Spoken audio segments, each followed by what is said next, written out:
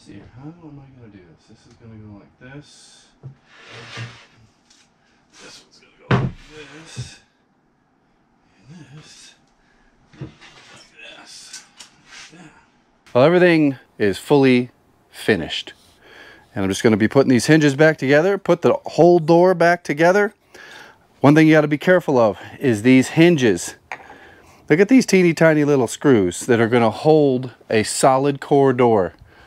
Teensy weensy. This is a plywood jamb that is veneered with oak.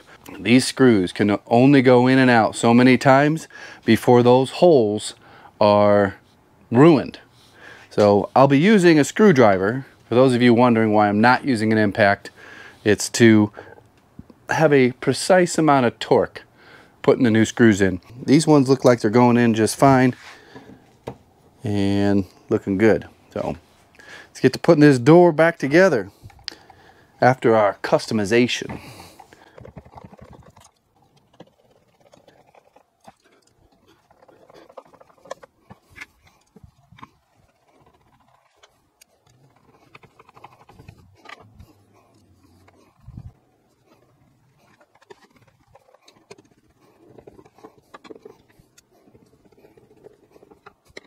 So I'm going to be nailing these jambs back together.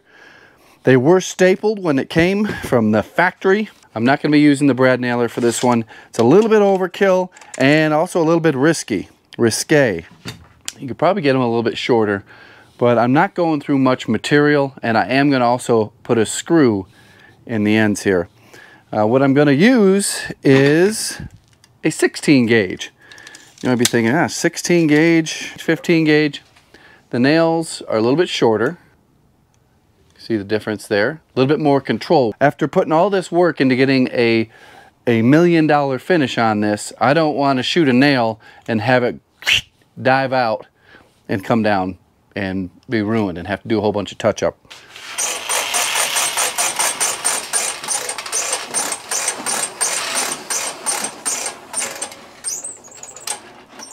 So I had the tank pressure adjusted down to 40 psi for when I was spraying the lacquer.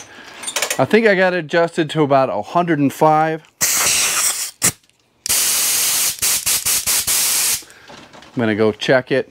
You don't want to overpressure these, you'll blow out an O-ring in your piston.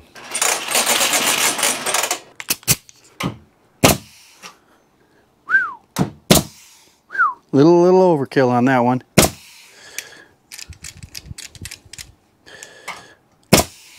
There we go, right about there. Gotta be careful, don't want to be scratching this side, even though most of it will be covered up by other trim.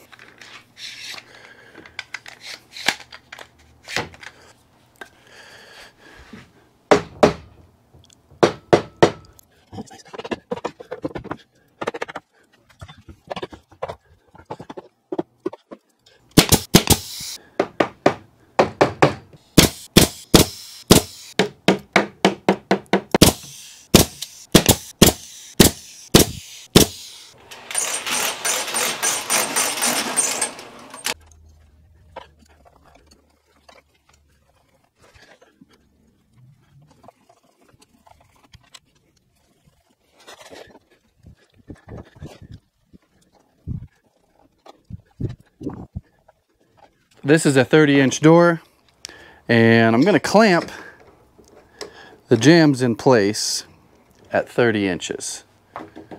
So when I come and bring this door down and set it into place, these things don't go all Splitsville on me and drop the door. They're going to rest right on the door stop. That's what this little piece of trim around is called. And then I can pop the hinges in.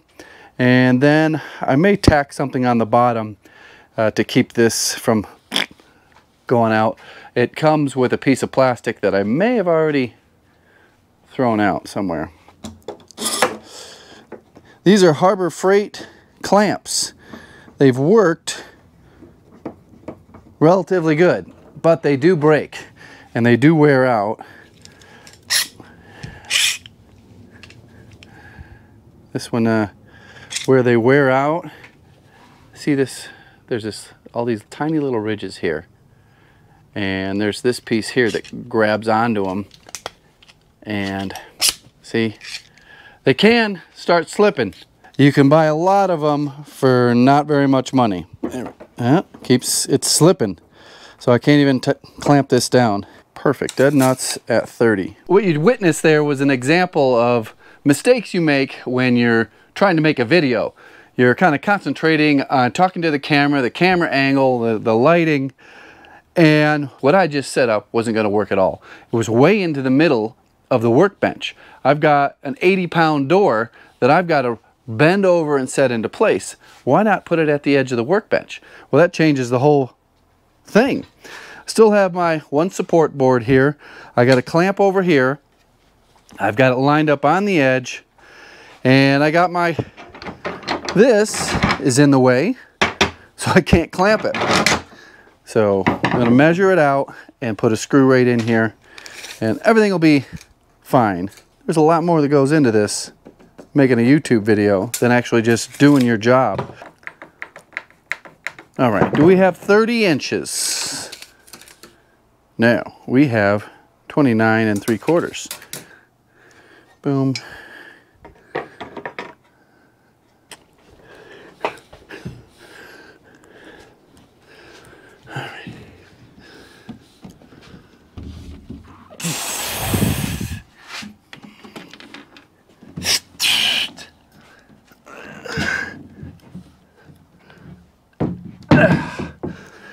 All right.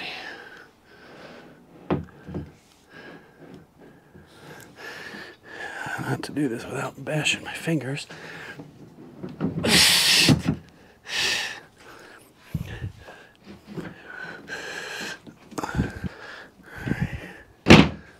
Whoo-wee! Man, that actually worked just like I planned.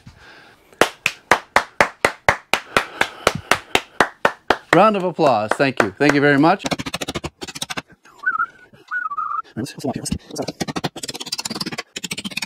I got to get this ready for transportation, and I'm going to reuse this fancy thing.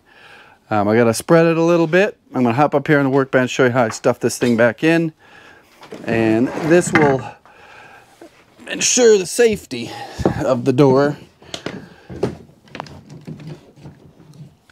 Keep it all clamped together.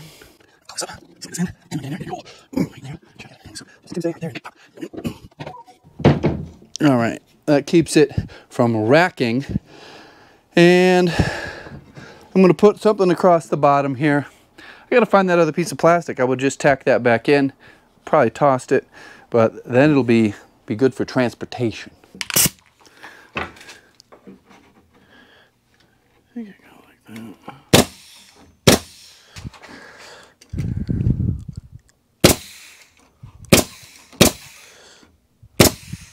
There we go, rack solid.